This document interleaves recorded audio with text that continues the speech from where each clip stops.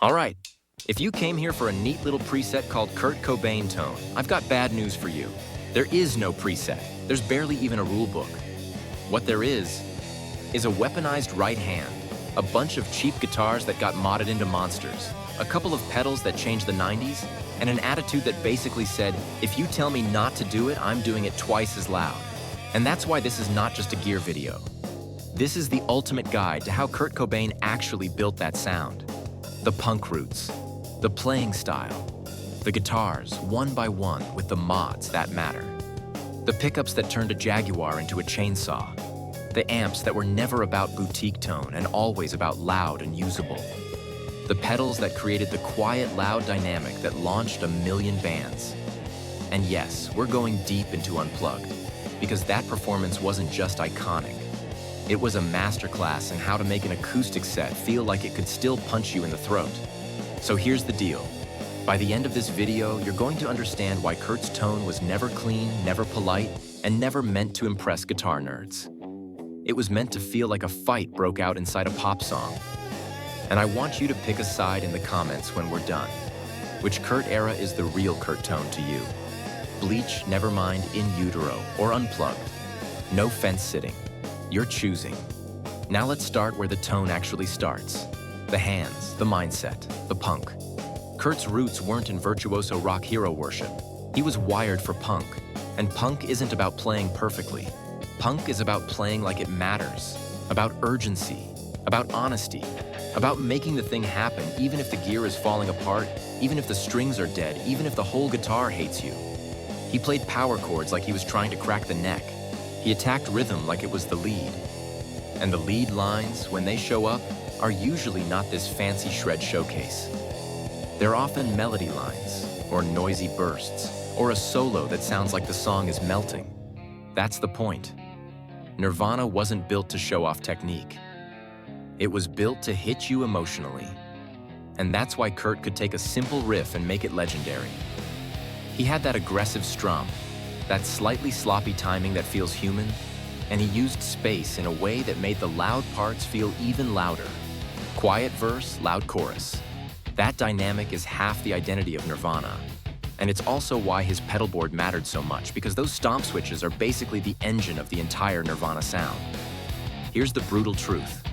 You can copy the Jaguar, the pickups, the DS1, the small clone, and it'll still sound wrong if your attack, timing, and dynamics aren't there. Kurt's tone falls apart in the wrong hands because the hands were the tone. Now, the big myth. People love to say Kurt just played junk and didn't care. That's only half true. He didn't care about fancy gear, but he absolutely cared about results. He just got results in the most anti-guitar snob way possible. Cheap guitars, hot pickups, simple pedals, loud clean amps, and an attitude that said tone doesn't come from money. It comes from intent. So let's go guitar by guitar. Because with Kurt, the guitar is never just a model name. It's a story. It's a mod. It's usually a repair nightmare. Let's talk about the guitar people always bring up first. The Vandalism Strat. This was a Japanese Fender Stratocaster that basically existed to survive war. And it barely did. It's famous for that sticker that reads Vandalism, as beautiful as a rock in a cop's face. That slogan wasn't just decoration.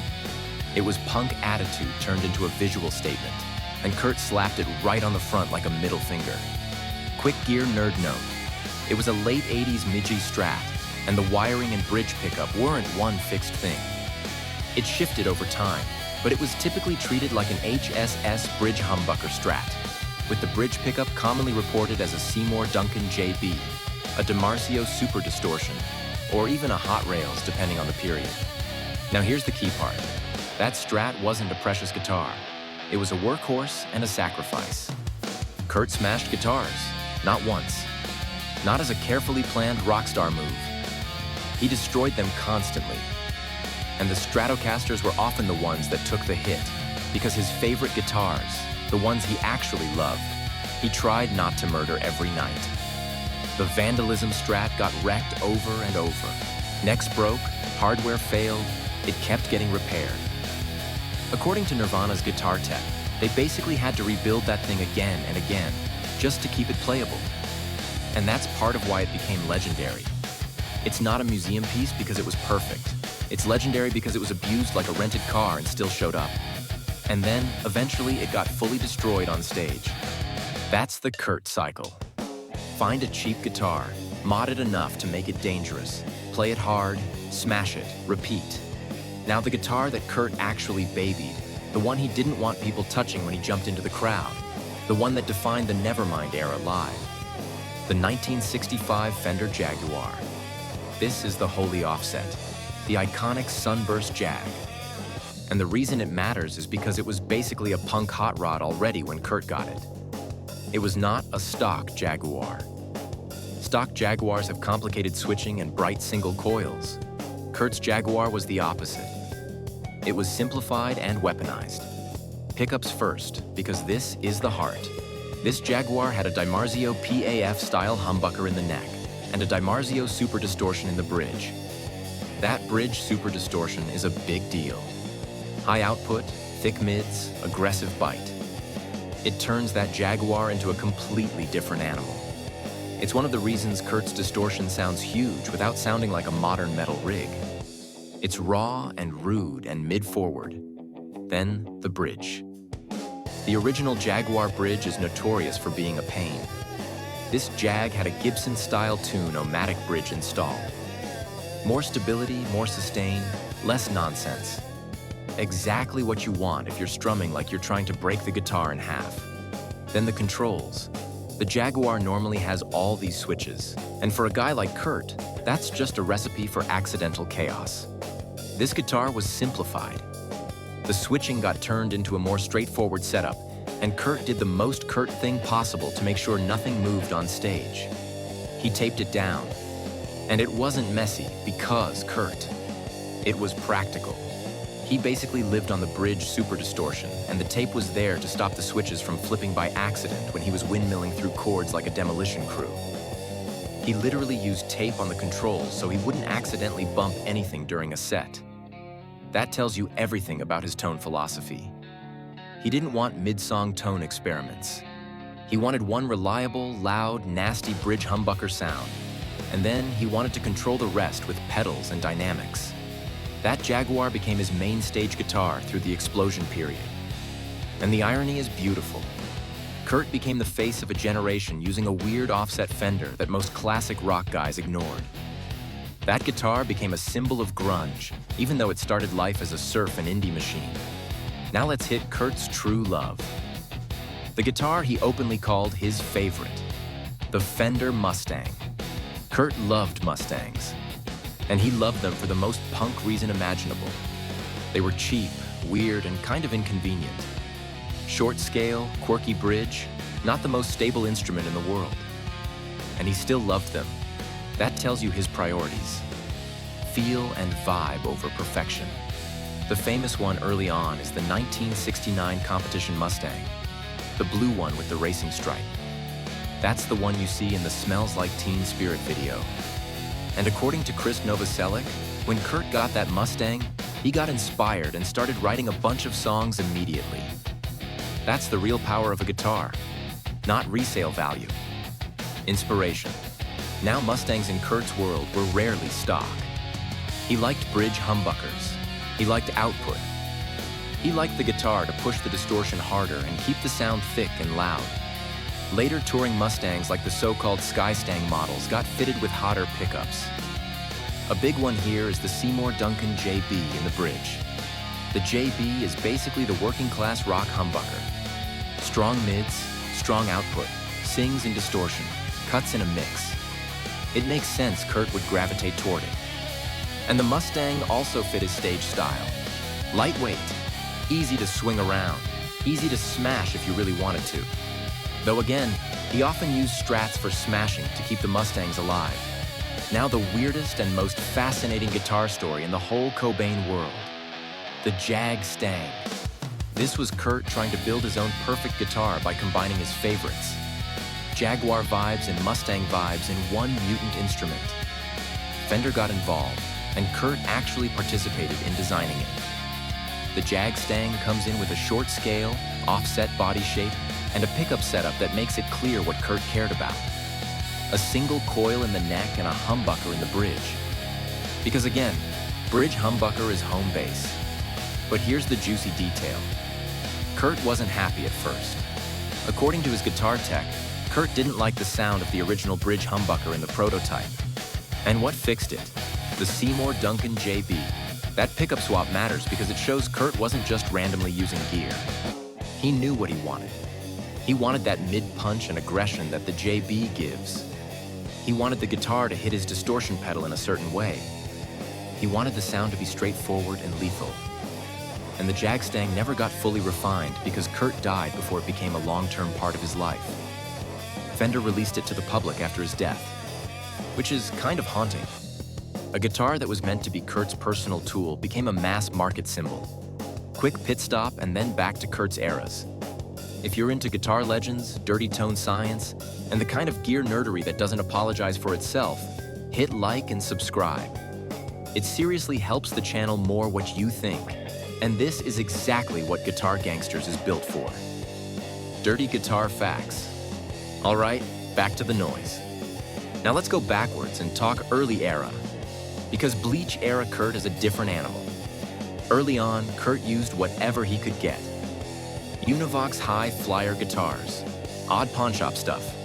There's also the Epiphone ET270 in the early mix, another weird offset. The point is, early Kurt tone was built out of necessity. You can hear that on Bleach. It's raw, sludgy, less polished, almost proto-grunge before the world had a name for it. The amps early on were also not glamorous. He used a Randall RG 120 solid-state head at one point. Loud, cheap, effective. Then in the studio for Bleach, he ended up using a Fender twin reverb that was borrowed, pushed into a cab with different speakers. Again, not because it's some holy tone recipe, because it was there and it worked. Then you get that wild period where Kurt used Sun Beta lead heads. Solid state, loud, gnarly. A lot of heavy bands love those for a reason. And then, in peak Nirvana fashion, those amps got smashed, and he moved on. That's the Kurt method. The gear doesn't define you. You define the gear. Now let's shift into the Nevermind era, because this is where Kurt's sound becomes a cultural event.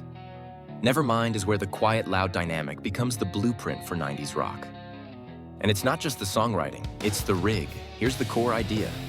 Kurt often ran into a loud, relatively clean platform, then used pedals for distortion and modulation. That makes the tone consistent across different backlines and venues.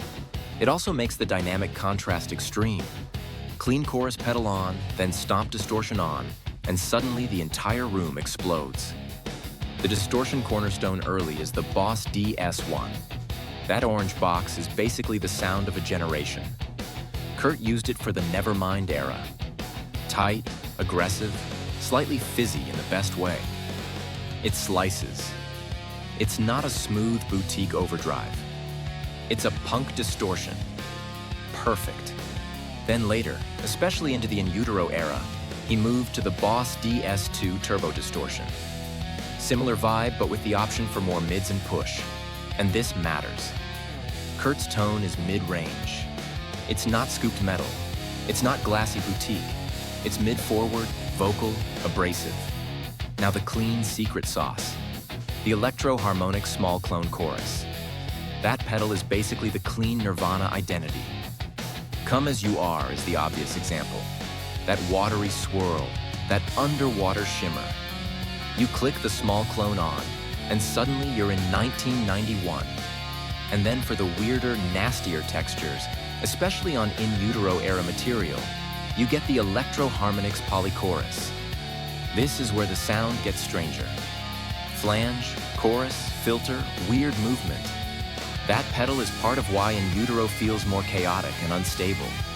There are also moments where a big muff shows up in the Nirvana universe, though it's not the main identity like the DS series. The big muff is thicker, fuzzier, more saturated.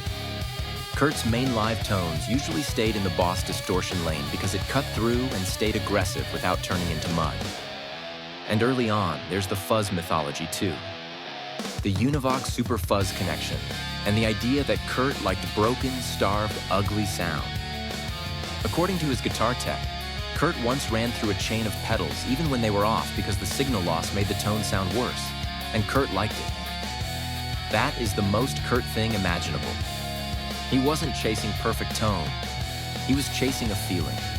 Sometimes that feeling was ugly. Now amps in the big era. If you want the nerd shorthand chain, it's basically Mesa / Boogie Studio preamp into a Crown Power Bass 2 early on, later into Crest Power amps, then out to Marshall 1960A and 1960B 412 cabs. And yeah, people love to repeat Kurt used a Fender twin reverb as the clean platform myth. Twins did show up in the Nirvana world, especially in studios and as loud, clean backups. But live it was often that rack and 412 system doing the heavy lifting. Kurt did not haul around 10 Marshall heads. He didn't want that. He wanted one rig that was loud, reliable enough, and consistent. That's why you see rack setups. A big part of his live rig included a Mesa Boogie Studio preamp. That's essentially a preamp section you can dial in, then run into a big power amp. For power amps, he used units like the Crown Power Bass 2, and later Crest Power amps. Then that fed into Marshall 1964 12 cabinets on stage. This setup is important. It tells you his live tone was not just a single combo amp.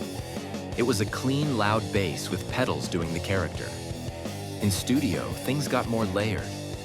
On Nevermind, according to Nirvana's guitar tech, multiple amps were used for layering, including a Fender Bassman and a Vox AC30. Different colors, different textures. That's why Nevermind sounds bigger than the live rig. It's produced, it's built. Then In Utero changes everything. Steve Albini comes in, and the goal is basically to rip the polish off. Less layering, more real amp in a room, more raw, more honest. Studio amps in that era include big Fender setups like the Fender Quad Reverb, and there's also mention of a Marshall Plexi 100 watt in the mix. Again, the point isn't that Kurt became a vintage Marshall guy. The point is they used what worked to capture the aggression and the room sound Albini wanted. And on stage in the In Utero era, Kurt's guitar choices and mods become even more consistent with his philosophy. Bridge humbuckers, simple switching, tape where needed, reliability. Because the songs got heavier and the performances got more intense. Now let's talk about the Unplugged chapter, because this is where the mythology goes nuclear. MTV Unplugged in New York is arguably the most iconic acoustic performance in rock history. And what makes it insane is that Nirvana didn't play it like a hits parade. They played it like a statement. Weird covers, deep cuts, a stage dressed like a funeral, candles, flowers, that whole vibe. Kurt wanted it to feel like something else, not like a corporate acoustic sing-along. Now the acoustic guitar, the star, the 1959 Martin D18E. That Bartolini setup was basically pickup into DI and straight to the console, with the stage kept intentionally tame. Low volume, careful monitoring, and just enough room control to keep feedback from turning the set into a howl fest. And yes, you can hear subtle modulation in places. That slightly watery feel is part of why Unplugged still sounds eerie instead of campfire clean. This is not a normal Martin. It's a rare electric acoustic model with built-in pickups. Kurt used it for Unplugged, and it later became the most expensive guitar ever sold at auction. That's not hype, that's history. Multi-million-dollar sale. The Unplugged Martin became a cultural artifact. But here's where the gear nerd magic happens. Kurt didn't just grab a rare Martin and call it a day. He modified it for the performance. He added a Bartolini 3AV soundhole pickup. That pickup is a big part of why the Unplugged tone is so clear and controlled without being thin. It let him get a stronger signal and shape the sound through the system. It also helped him manage volume and consistency on a stage that can get feedback nightmare fast. And Kurt still used effects, because of course he did. Even Unplugged, he's still Kurt. The small clone shows up. You can hear that watery movement on songs like The Man Who Sold the World. He wasn't trying to be a pure folk player. He was making an acoustic set that still felt like Nirvana. And don't forget the other weird acoustic element in Kurt's world. The Harmony Stella 12 string. This was the cheap pawnshop disaster guitar Kurt used on songs like Polly and Something in the Way in the studio era. It was basically unplayable by normal standards. It didn't stay in tune. It had duct tape. It had dead strings. And Kurt loved it because it sounded dark and muted and haunted. That's the key. Kurt chose the Stella not because it was good, because it was the right bad. Now, Unplugged preparation is worth mentioning because it wasn't just spontaneous genius. The band rehearsed. They brought in extra musicians. Pat Smear added second guitar support. Laurie Goldston added cello, which gave songs like Dumb and All Apologies a bigger emotional range without needing electric noise. And the band's sound still depended on the rhythm section. Dave Grohl played restrained, but his timing and energy still drove the songs. Christ's bass, often on an acoustic bass for Unplugged, still anchored the low end and kept the performance from floating away. And that's a good moment to remind you of something. Nirvana wasn't Kurt alone. Dave Grohl's drumming is one of the reasons Nevermind hit like a truck. The power, the consistency, the way he could make a simple beat feel like a war march. And Chris Novoselic's bass wasn't just root notes. His lines are melodic and strong, and his tone helped define the thickness underneath Kurt's guitar. Nirvana's sound is a triangle: guitar, bass, drums. Remove one, the whole thing collapses. Now let's get back to Kurt's personality, because it matters to the gear story. Kurt had this contrarian streak. He hated being told what to do, which is why the MTV moment matters, when Nirvana teased the intro to Rape Me, even though MTV had forbidden it. That's Kurt. If you try to control him, he pushes back. And that same energy shows up in his gear choices. He refused the idea that you need expensive traditional rock gear to matter. He used weird Fender offsets. He used cheap Strats. He used a couple of basic pedals. He taped things down. He ran batteries. He sometimes liked a tone that sounded bad because it felt more honest. That honesty is the real Nirvana tone. Now the hard part, the ending. Kurt's death is tragic and it's part of the story, but we're not turning this into a tabloid thing. The point is that Nirvana ended abruptly, and yet the influence didn't. It exploded. Nirvana changed rock. They killed the 80s glam era overnight. They made raw emotion mainstream again. They made punk attitude and pop melody coexist. And for guitar players, Kurt did something even bigger. He made guitar feel accessible again. You didn't have to be a shredder. You didn't have to have $1 million rig. You didn't have to play perfectly. You had to mean it. And now we're back to the question I promised at the start. Which Kurt era is the real Kurt tone to you? Is it Bleach, with the raw sludge and early chaos? Is it Nevermind, with the DS1 distortion and small clone chorus and that explosive, quiet, loud dynamic? Is it In Utero, with the harsher textures, the DS2, the polychorus, and the Albini Rawness? Or is it Unplugged, with the Martin D18E, the Bartolini 3AV pickup, the haunting acoustic arrangements, and that performance that still gives people chills? Drop your answer in the comments and tell me why. Name the era, name the gear, and tell me what sound defines Kurt Cobain for you. And if you want a part 2 that goes even deeper into exact song-by-song setups, like what he likely used for Teen Spirit versus Come As You Are versus Heart-Shaped Box versus Radio-Friendly Unit Shifter, then write part 2 in the comments and tell me which song you want first.